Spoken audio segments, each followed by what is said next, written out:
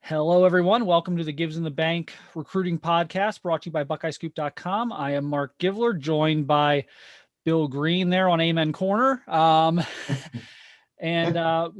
last time we talked to everyone, we did the 2021 final rankings for the state of Ohio.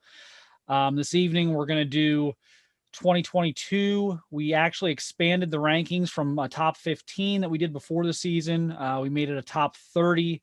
We're not going to go through all 30 guys here on this episode. We're going to go through the top 10, much like we did kind of last time. I think we might have went top 10 or 15 on 21. But we're going to do top 10 here on 22. And if you're watching on YouTube, I will include a link to the full rankings list in the description box below the video that you can click on and see the full rankings. If you're listening to the podcast, just go to BuckeyeScoop.com. You'll see the rankings. It'll be on the front page. And also there's a tab on the left that says rankings that you can click on.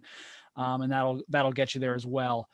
First off, before we kind of count down the top 10 here, Bill, how difficult of a process was this for you as you kind of tried to put your list together and kind of compare notes with me? And I found it kind of difficult with this group, but kind of what were your thoughts overall on the class right now and how tricky this was kind of compiling the rankings? Yeah, I thought our number one was pretty clear, cut and dried, and not much debate there. And I don't think anyone would have an issue with us there, whether you're 24/7 rivals or a guy on the street. But boy, 2 through 10 was tough.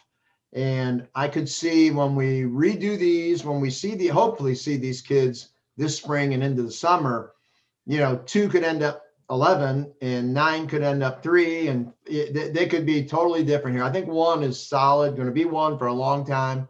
But boy, these other ones, you're really splitting hairs here. And it was tough. We had a hard time here. You almost could have went 1 and then 2A, 2B, 2C, 2, down the line that way. So, I think it's a good solid list, but I think, boy, it could be shuffled here as we see more of them in person.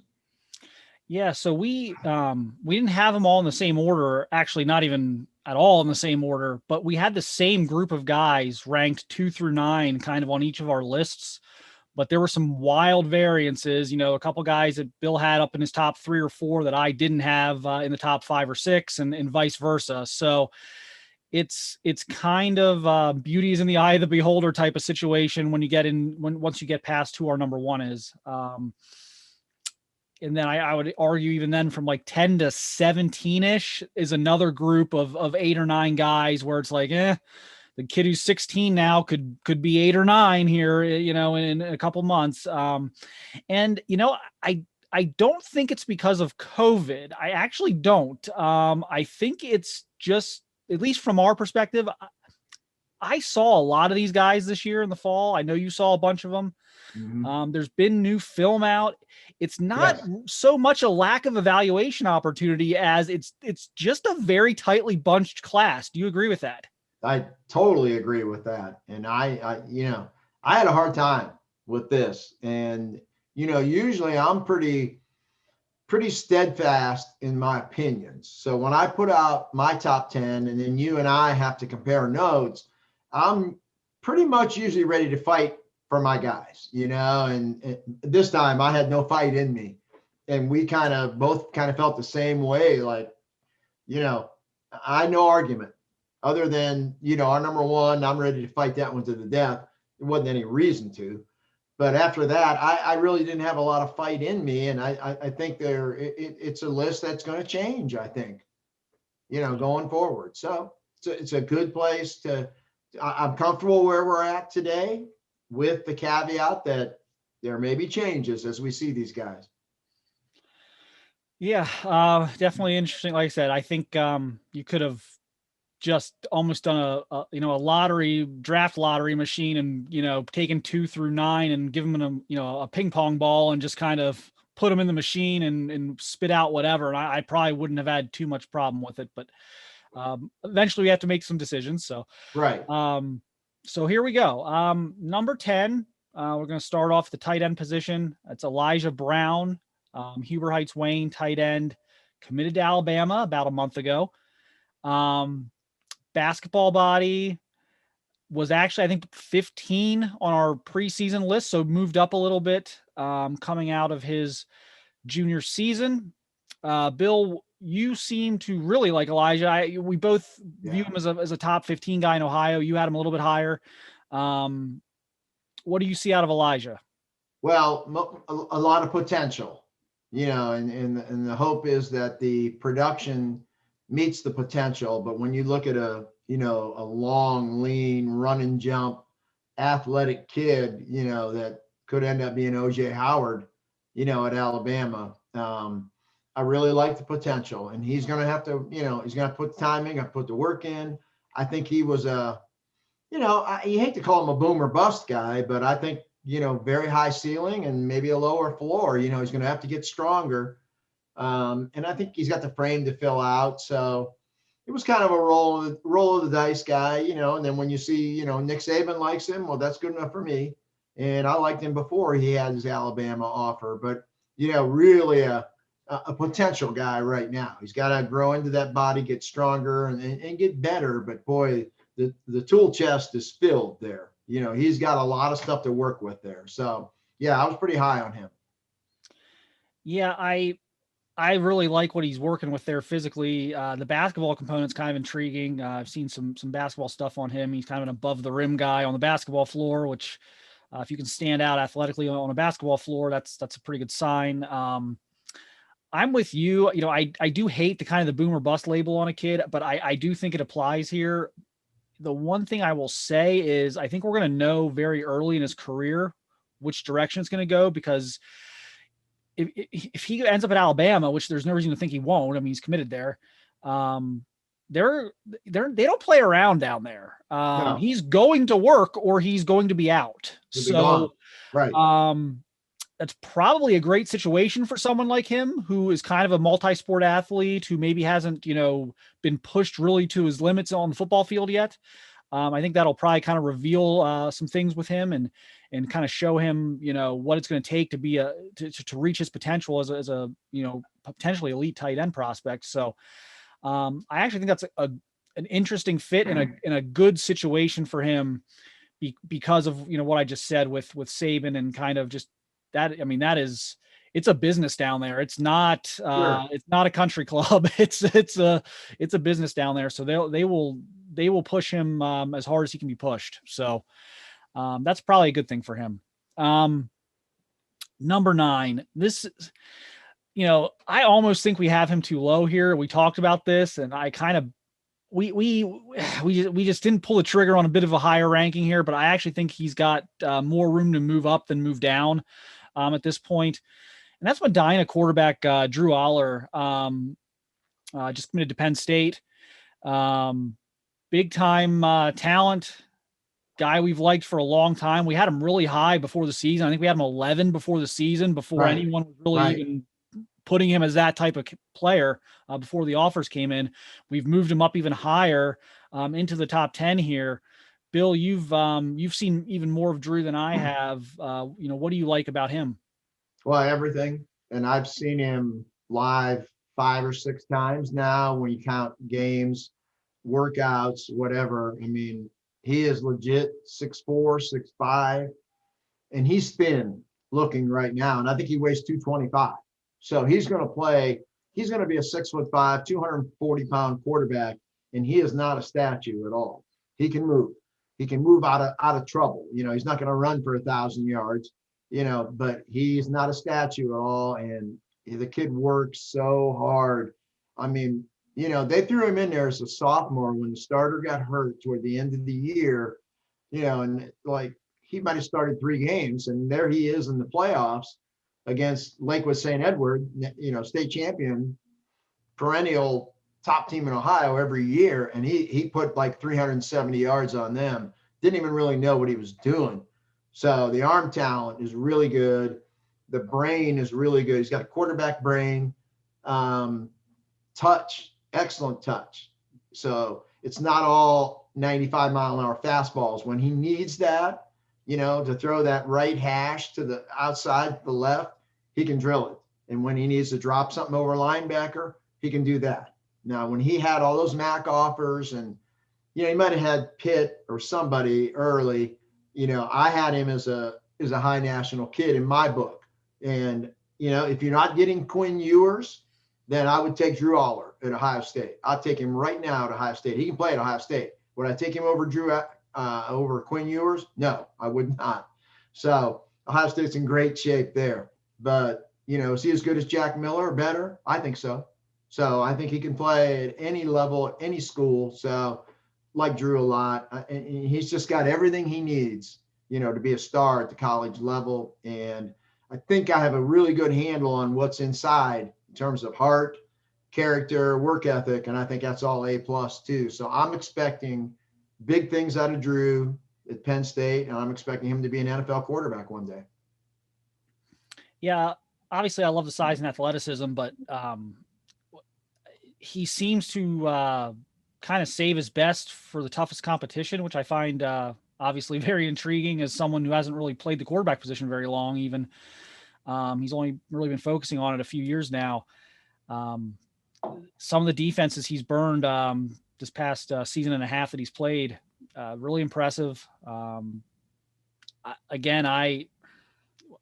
We could have had him 5. I wouldn't have had a problem with that. Or higher, yeah, maybe. Yeah, I mean, honestly, 3, 4, 2. I mean, 2. I mean, we had a hell of a time coming up with who was 2. Right. So, right. He's again. Do I think 6 months from now is he more likely to be 5 or 15? We have him at 9 right now. I think he's more likely to be 5 than 15 in 6 months. Oh, no doubt. No doubt. So we'll see. But I think we've been ahead of the game on this one, and I think we've got this one. I think he's a top flight talent. All right. So moving on. Again, this is where we agonized over decisions and eventually just had to kind of put guys in spots. Number 8, Kaden Saunders, speedy receiver, Westerville South. Also committed to Penn State.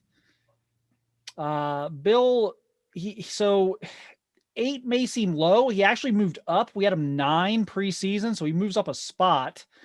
I thought he showed a lot of improvement this year. I know just geography. I live 5 minutes from the school. I see more of Kaden probably than you do, but I think you have to watch his film and see some stuff as well. What do you like from Kaden? Well, the speed, the first time I laid eyes on him was at the Best of the Midwest in Indianapolis. I think he was just a kid, an unknown kid that nobody really knew much about. And my gosh, I mean, the 40 time was blistering, and he did it 2 or 3 times. They made him run it again and again, and it was the same every time. And he's not tall, but he's not little either. He's not a little frail guy. And, the hands were really good. Sometimes those speed guys have a hard time making tough catches. Not him. He caught everything effortlessly. And again, when I saw him, would have been over a year ago, I thought he was another guy that the production had to meet the potential. And then I think this year, we both felt like the production was starting to catch up to the potential. And, I think he fits at Penn State, the KJ Hamler role. Can he be that good? I think he might be that good. Can he play at Ohio State? They don't seem to like the traditional slot guys right now. They took Mookie Cooper. That didn't work out real well. I think he's as good as Mookie or better. So, yes, I think he could play at Ohio State. But the way Heartline's recruiting, he can go anywhere and get anyone.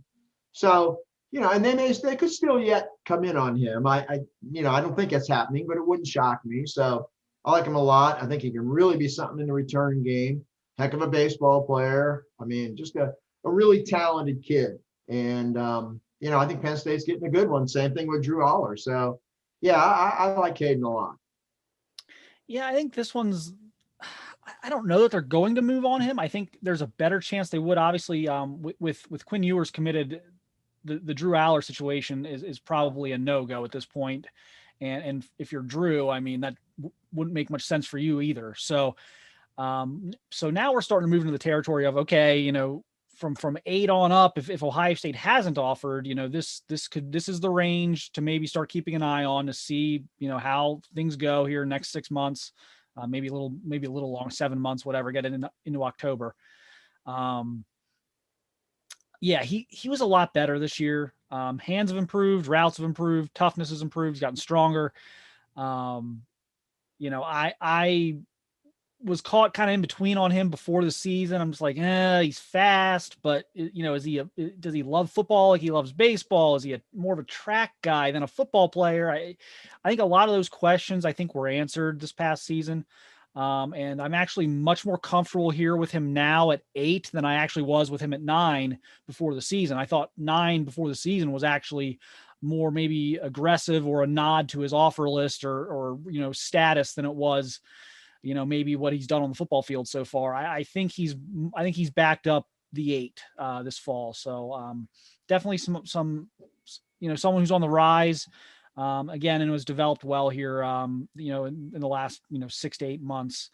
Now we start to get interesting again a little bit here. Another intriguing guy that Ohio State has not offered, but you never know. Lakewood St. Edward defensive lineman Trey Bixby committed to Minnesota. Huge steal there. I think people are going to look at that and say, well, he's committed to Minnesota. How good can he be? Look, there's ties there to the program. That was an offer he really wanted. They were going to be a factor no matter what Trey's offer list was going to look like. That was just kind of one of those deals. I think Trey at 7 is more than fair. I think he's a versatile guy, can play inside, outside, depending on the situation. And that's another guy I would like, man, if Ohio State, doesn't hit on some of these out-of-state 5 stars, who knows with Trey. Bill, again, that's another one that's up closer to you. You've seen a lot of Trey. What do you think of him? Yeah, I think the world of him. It worked out his sophomore year that just the way the schedule worked out, I saw him on back-to-back weeks that I usually don't like to do that. And I know you don't either. But it just worked out that way, that schools I needed to see. The second time I saw him, I liked him the first time. He was good. It was against Ignatius, I believe. And then the second time was the day you were there when they played Winton Woods. And the day they shut down Mine Williams, and Trey was basically unblockable that day.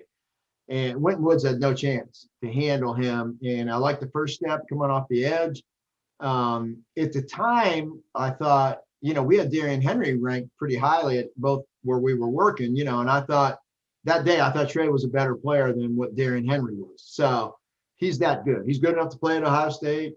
We'll see. Would they decide to come in on him late? Born and raised up in Minnesota, so the connection was there. But I think he's Ohio State good. And I think the best football is ahead of him. He's in a great program. They develop their players so well. Works his tail off. He's just got a lot to like. I think as a guy could play inside maybe someday or outside. But yeah, I like Trey a lot. And again, we may see him down the road and think that he's way too low on our list, that maybe he should be 2 or 3 or 4 or something. We'll see. But yeah, I like him a lot. And I think everybody we've named so far, for me, would fall under the category of a solid 4-star. From Elijah Brown up, all these kids we talked about, solid 4-star kids that can play, the highest level of college football. So I expect big things out of Trey Bixby. Yeah, I just think his length, he's got that big wingspan, and he is athletic and explosive, but he's got that big frame too. I look at him and I see like a future 3 tech. Honestly, I think that's the type of guy Larry Johnson usually goes for. I just think, Larry Johnson hasn't seen Trey in person just because there's been no camps, and I think that could have been interesting, if there would have been summer camps last year and that, an in-person evaluation had happened or something. But we'll see what happens here the next 6 months, I guess, on that front, and see if there's some opportunities. But yeah, I really like him. And again, I have no concerns about work. Great kid, hard worker. So when you have potential and, there's no red flags there as far as, something that would hold him back from reaching his potential, it's kind of an easy call for me to have him in our top 10. All right, now we're going to go on a little bit of a run here at one position. And this is where you and I have had a lot of back and forth on the next few guys we're going to talk about. These were some brutally tough decisions. But number 6, offensive tackle Emil Wagner out of Huber Heights Wayne. Actually just got offered by Ohio State here in the last week or so. For me, if I'm betting on any of the in-state offensive linemen in 2022, I'm actually betting on Emil, but he is further away from a physical development standpoint than some of these other guys, both that we're going to talk about moving forward and that weren't on the top, even in the top 10. We had a few guys outside of the top 10 that are a little more physically developed at this point. But I love the upside. Bill, what do you see there? Yeah, and I hate the term. I don't know how else to describe him other than boom or bust. I think high ceiling. We kind of talked today about him, and will it shock me in 5 years if he's the number one overall pick in the draft? Maybe not. Would it shock me that he transfers schools to YSU in a couple of years? Probably. It would shock me, but I think the range is so wide for him, kind of like Elijah Brown. Where with someone like Bixby, I think maybe not as high a ceiling as Wagner, but maybe not as low a floor either. This kid, I mean, he's going to have to get stronger. He's going to have to get better. But if I'm going to reach on someone, I want that length and that athleticism. And, could be a future NFL left tackle someday. So I never disliked him by any stretch of the imagination, but I thought he would have been a guy that, they offered him now, and that's great. But I probably would have waited to hopefully get the spring evaluation period approved where you could go out to the school and see him and get him onto my campus in June for camp. But I have no problem with offering him now. And like you said, if you're going to go on somebody in state, he has the most potential of any of these old linemen by far, not even close. That he has the highest ceiling of any of them. So I have no problem with that offer. He's definitely a bona fide tackle. There's no thought of, he's not a tweener. So, lot to like with him. Yes, I actually got to see him live his sophomore and junior years, and he was like alarmingly thin his sophomore year. I know his like recruiting, like his rivals in 247 profiles, listed weight was like 240 or something, 245 even. And I kind of talked to him about that one time, and I won't tell you exactly what he said, but he was playing significantly less than 245 pounds his sophomore year. So he had a long way to go to get to a legitimate 250. And now he's there. I think he's probably more than that. I think he's probably 260-ish, but that's my concern is he's come so far in the last like 15 months from a weight perspective. Can he go the next 30 pounds that he needs to go? Because he still needs to go 30 or 40 pounds. Can he do that? And I think, honestly, that's a lot of why the timing of the Ohio State offer is what it is, because I think if Emil weighed 265 pounds back in July, he would have had an offer back in July. I think there was a lot of concern there about how big can he actually get. And, they're coming off this, this issue they had for a couple of years with Petit Freer, where it was just a struggle to get the weight on. Obviously that's worked itself out very well. So I guess that would be the argument for Emil is they've been through this and it's worked. But like I said, he's my favorite offensive line prospect in the class in Ohio. I would have him ahead of everybody along the offensive line.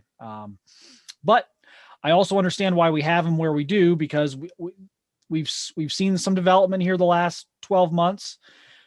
Boy, would it be nice to see him playing at 275-ish, in September. That would make, I think, both of us feel a lot better.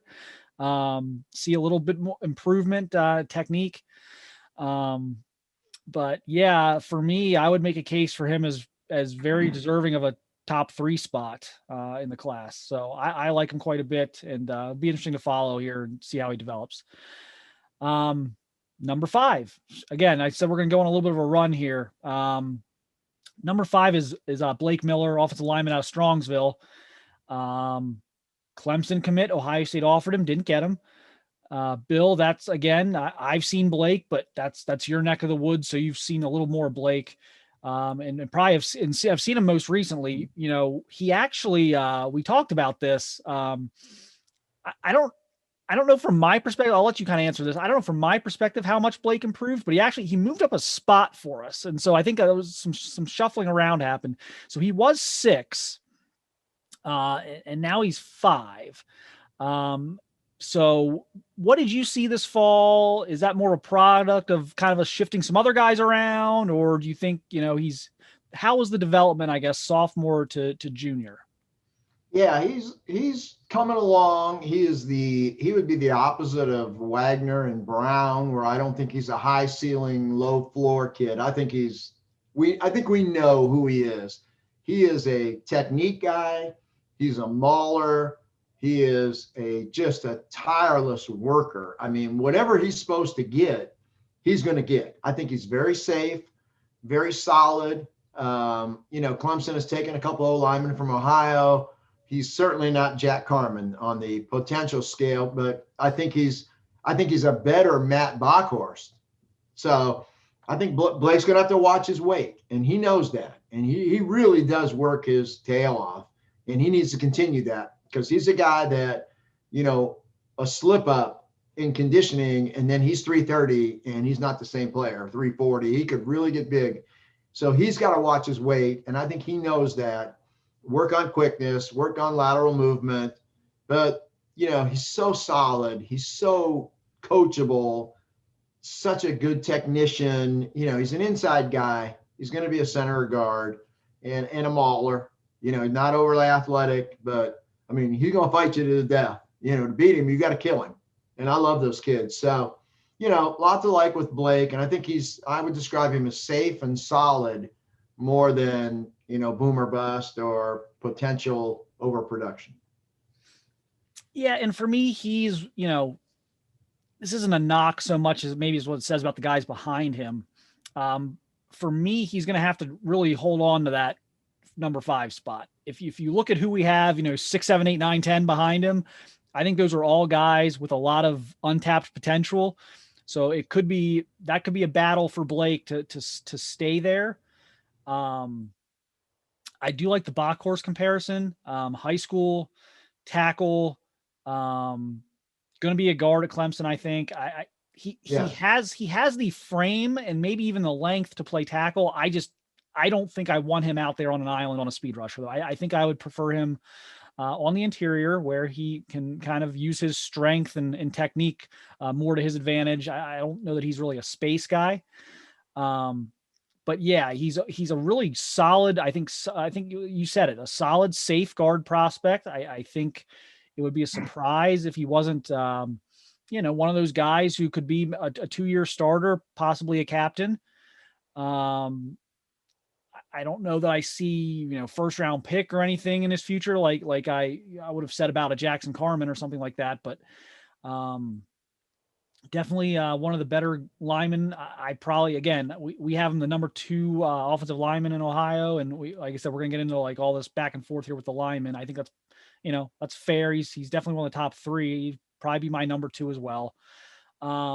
So, it's going to be interesting to kind of just watch these guys develop. You got some guys who are kind of physically tapped out that need to maintain where they're at. And you got other guys like Wagner who have some development to do. And so that's going to be, I think, one of the more interesting races with our rankings here the next year is going to be these offensive linemen. So speaking of offensive linemen, number 4, Tegra Tshabola out of Lakota West, Ohio State commit.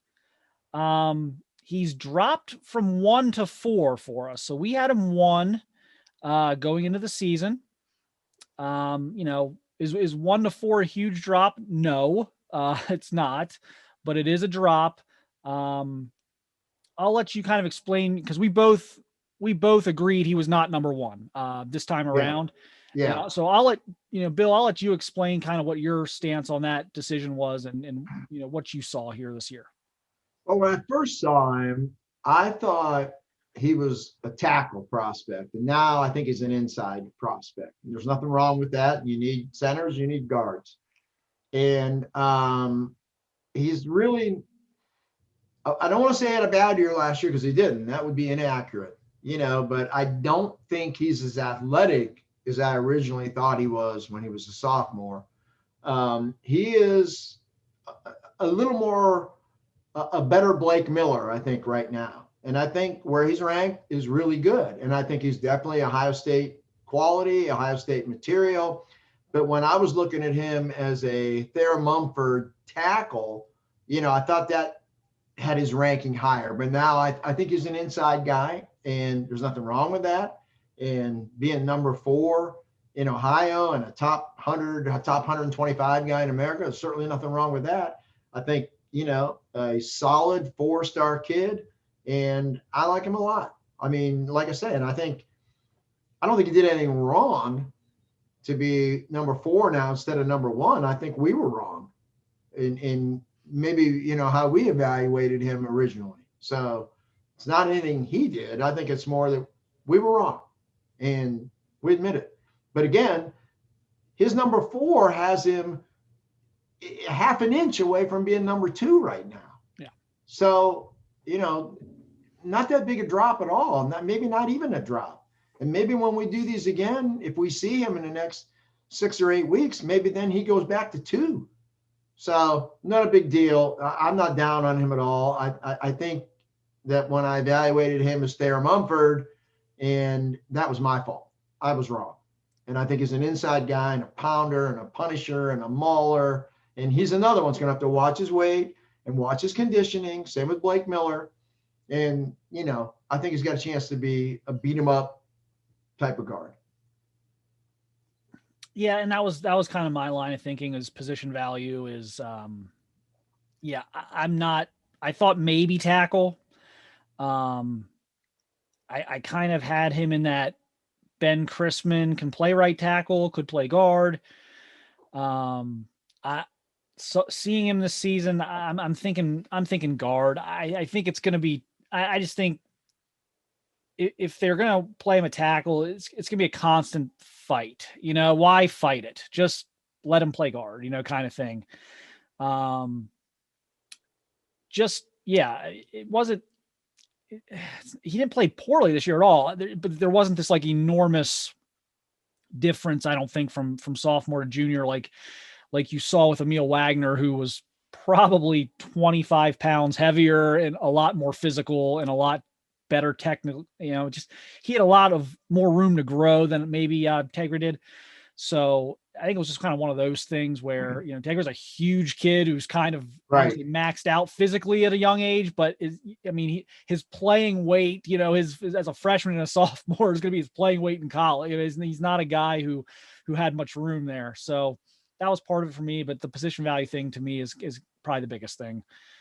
Is I think he's probably a guard at this point, but nothing wrong with that. You need 2 of those. So, all right, number 3. And he also moves up 1 spot. And that is Gabe Powers, Marysville linebacker, Ohio State commit, of course. Bill, your thoughts on Gabe? He's interesting to me. I think he's one of the most interesting kids to rank in this entire class, and maybe not just in Ohio, but nationally. What do you think about Gabe? Yeah, when I first saw him, I thought he was probably going to be a Mike linebacker. And now I think we're pretty much in agreement that the linebacking days are probably over. He's going to be a strong side defensive end. I mean, he's just getting bigger and bigger all the time. He's probably 240, 245 now. When I first saw him, I thought he would play college football maybe at 225, 230, and that was wrong. He's a DN. He's a heck of a player, high motor. I like him. Maybe I might like him a little more than you do, maybe. But I know you like him too. But I mean, as a D lineman, I think I would have him better than how I ranked Hamilton, Cowan, and Henry from a couple of years ago, that class. So I would have him more talented than those guys. So I think he's a player at Ohio State. I think he's a contributor at Ohio State, but I don't think I think the Mike linebacker days are gone in terms of him, in college. He's probably going to play at 265 pounds someday, but I like him. I like him a lot. High motor, high character, son of a coach, good kid, like him a lot. Yeah, definitely great kid. Very hard worker. I went out to one of his speed training sessions back before the season, and he really works at this. I do have some position questions, concerns. I'm with you. I've kind of felt this way for a while. I don't know how you're going to keep his body at a linebacker playing weight where you can actually put him out there in today's landscape of getting these guys on receivers. I mean, we saw what happened against Alabama there with some of the matchups. I just don't think that's going to be where his body takes him. I think his body is going to take him to defensive end. And, I want to see that be embraced because sometimes, guys don't want to change positions. And if his body takes him to 260, 265, if they just can't keep him under that, I hope that he kind of would embrace that if that's the scenario. I do think he could kind of blossom into a really good pass rusher. I think that's kind of his best bet in terms of his football future. But yeah, I mean, when you see Powers, do you see any Nathan Williams at all from, maybe 10 years ago or so, or whenever that was? Yeah. I mean, I think that would be like what you would hope. Nathan was such a badass. Like he was such, no doubt. And so you never know how guys are going to kind of adjust to that. It's one thing to like, you have to be incredibly tough to play linebacker, but you're running around, you're seeing what you're going to hit. Like the contact at defensive line, it is instant. It is violent. It's on you right away. And there's an adjustment period that goes with that. And so I would be curious just to kind of see how he would react to something like that. But yeah, I mean, like I said, I think he's going to be 6'4.5", like 265. Like at that point, you've got to put a hand in the dirt.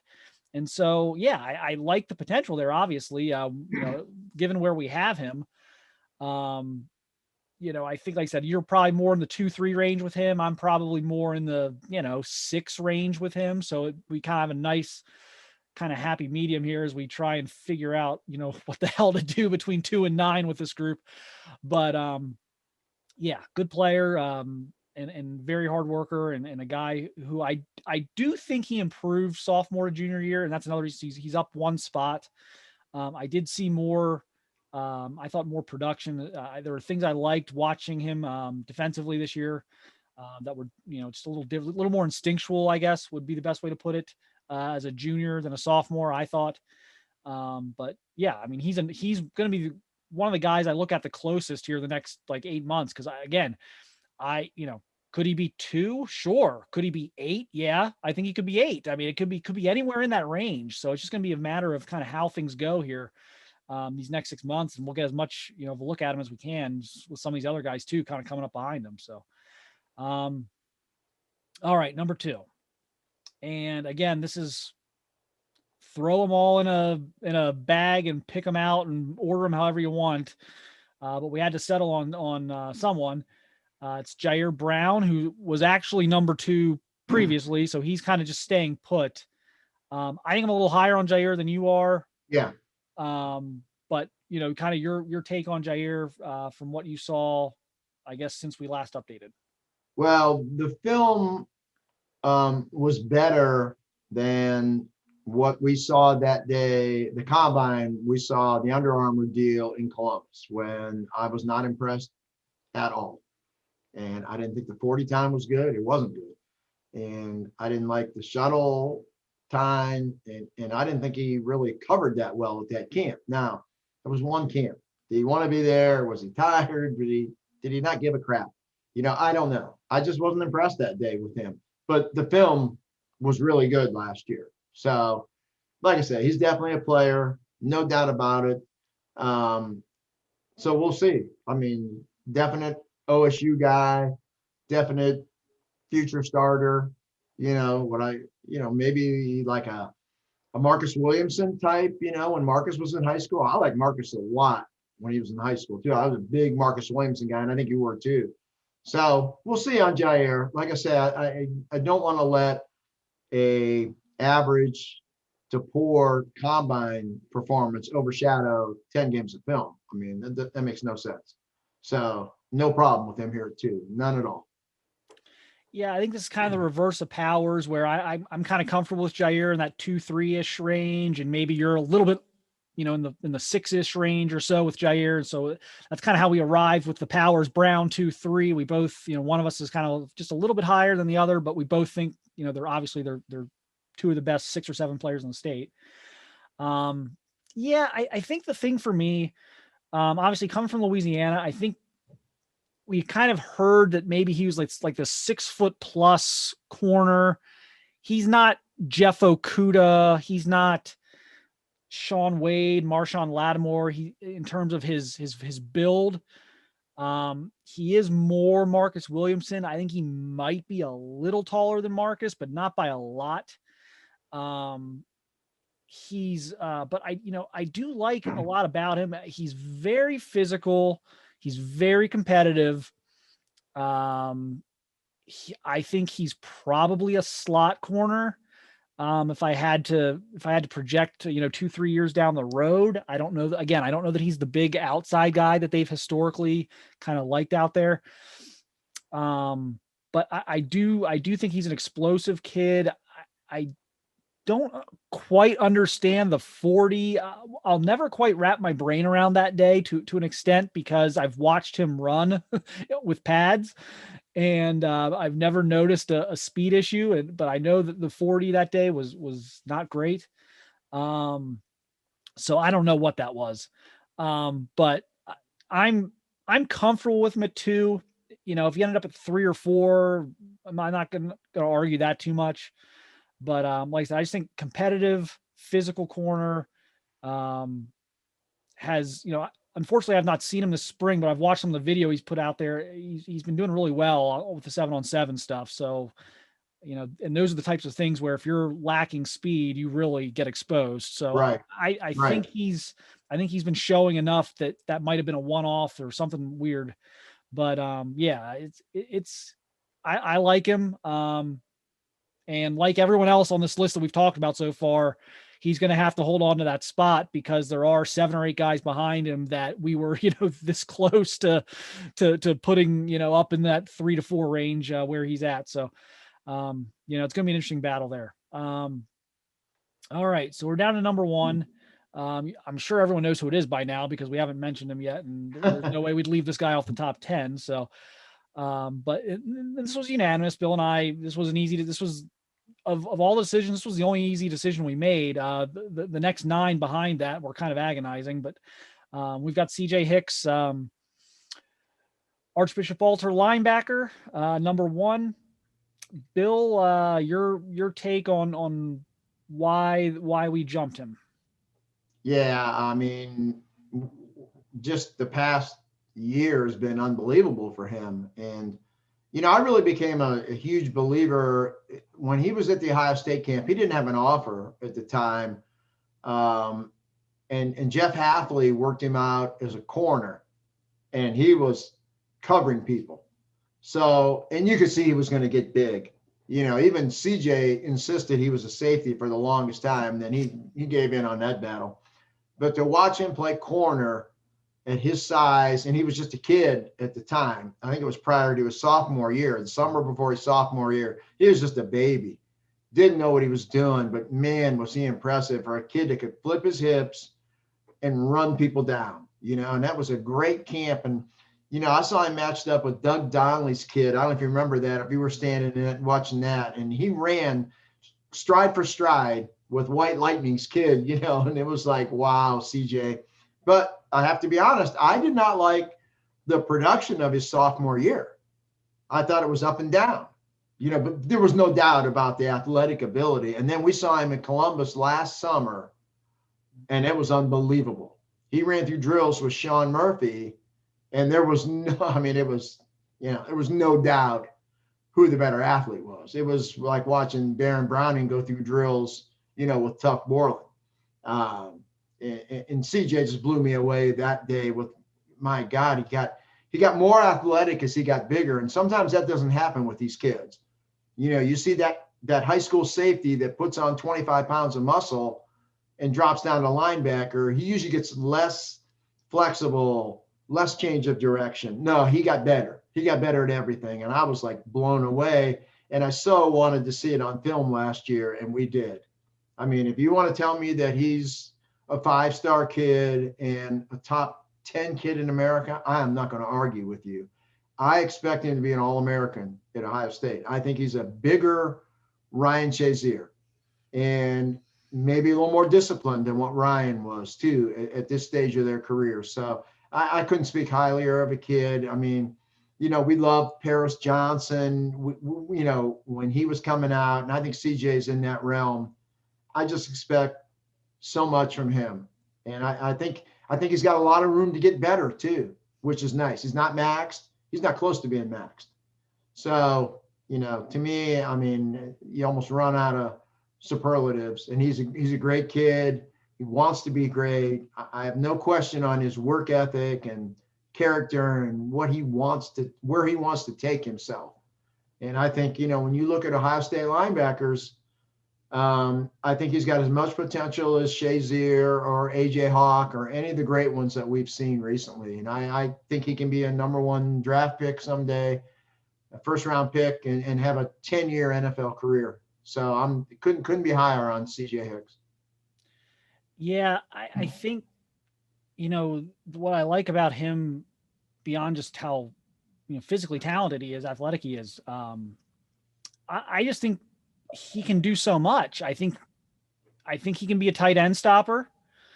I think he can be a guy who you are bringing off the edge as a pass rusher. I watched him just create havoc this fall as a blitzer. I mean, just unbelievable explosiveness off the edge. I mean, just, man, you know, very kind of how we saw Baron Browning start to do that towards the end of his career. Right. Just those types of things coming off the edge where you're like, oh my gosh, how did he get there that fast? Yeah, that's my comparison too, is Baron Browning as an athlete, but CJ's he's a heck of a football player, and that experience of playing corner and playing safety and been so comfortable playing in space, you know, and then like you said, you bring him off the edge, it's over. And he's strong and physical enough to be a run stopper too. So he's not just a 3-down backer. He's really good at everything you need him to do. Run stopper, awesome. Physical, but can turn and run, you know, and cover a tight end or a back. I mean, he's got everything he needs to be a superstar. He has, you know, when God handed out the talent, CJ got it all. So now it's a question of him and work ethic, which I think is an A+. So that's why I expect so much out of him. Yeah, I mean, I think he's got a great work ethic, so I don't have any issues here, but it is one of those things where you still have to reiterate, like, he can really be as good as he wants to be. There's really no limit. Right. I think there are guys that we've even talked about tonight who, no matter how hard they work, there is some type of ceiling there. You know, no matter how hard Blake Miller works, I don't think he can be a franchise left tackle, you know? No. But, you know, with CJ, it's like, you know, whatever your capacity is for like picking up schemes and like learning different things, that's his ceiling, is whatever he can learn mentally to do. Yeah. he can then physically do that. And he's a really smart kid, and he's playing a great program too that is teaching him the game right. I mean, like I say, he checks off every box for me as a 5-star kid. Yep. You know, and I don't throw out that 5-star very often, and he is a legit 5-star. And if someone wants to tell me he's a top 10 kid nationally, I don't watch film on everybody. I'm fine with it. I'm good with it. You know, he's going to play early at Ohio State. I have no doubt in my mind. He's going to make an impact on special teams as a freshman, and he's going to be on the field as a freshman. And I expect him to be an all Big Ten kid soon and leave Ohio State with a tree as an All-American and be drafted in the first round. If he doesn't get hurt, I mean, he's as close to a sure thing as you're going to have. Yeah. And I've kind of joked with him over the last year or two. I've always, when he was still on the safety kick, I'm like, you need to go back. I was like, you need to go watch your Darren Lee film, because that's kind of what you're Darren Lee. You don't know it yet, but you're Darren Lee.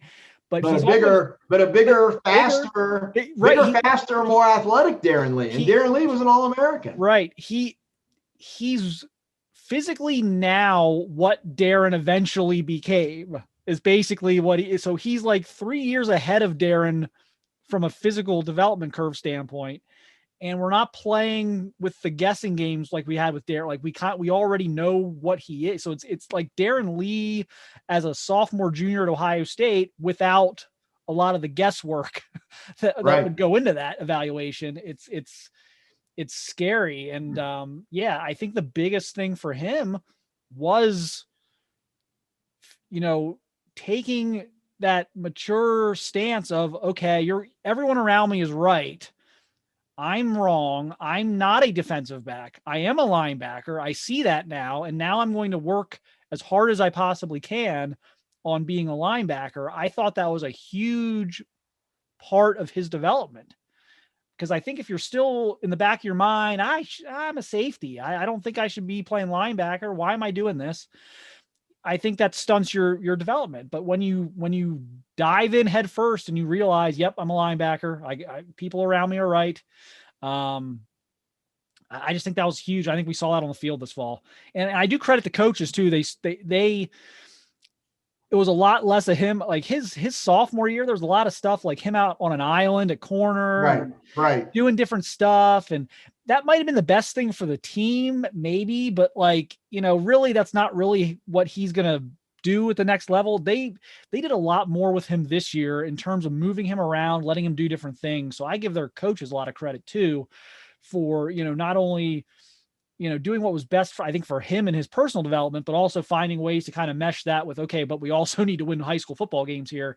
And so they did a lot for him this year on that. So I would give them credit for that as well, for why the junior film, I think, is so much better than the sophomore film. But that was an easy one, I think, at number one. I mean, you never say never. Look, I mean, things can happen. Guys can improve. Guys can not improve. And, we always reserve the right to, up until next February, kind of change things around at the top. But for me, it is going to be tough to unseat him from the top spot. I think for me, there's a bigger gap between CJ and the number 2 spot than there is between the 2 spot and like the 9 spot.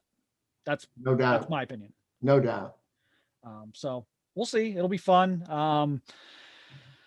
We've gone here a good little bit, so we will, we actually have some other stuff coming up. We're going to dive into some camp stuff here probably on our next episode as camps are starting to return. But like I said, we're pushing the rankings out. We wanted to accompany those rankings with some explanations of kind of what we're doing. We always like to kind of explain what we're doing and why we do things, and kind of what we see. So hope everyone enjoyed this. I think the last one did pretty well. So hopefully everyone, enjoyed this. And again, you can always jump on the message board at buckeyescoop.com or jump in the comments here on YouTube or something and tell us how bad of a job we did or what you would do differently or whatever. We always like to hear different perspectives. So feel free to do that.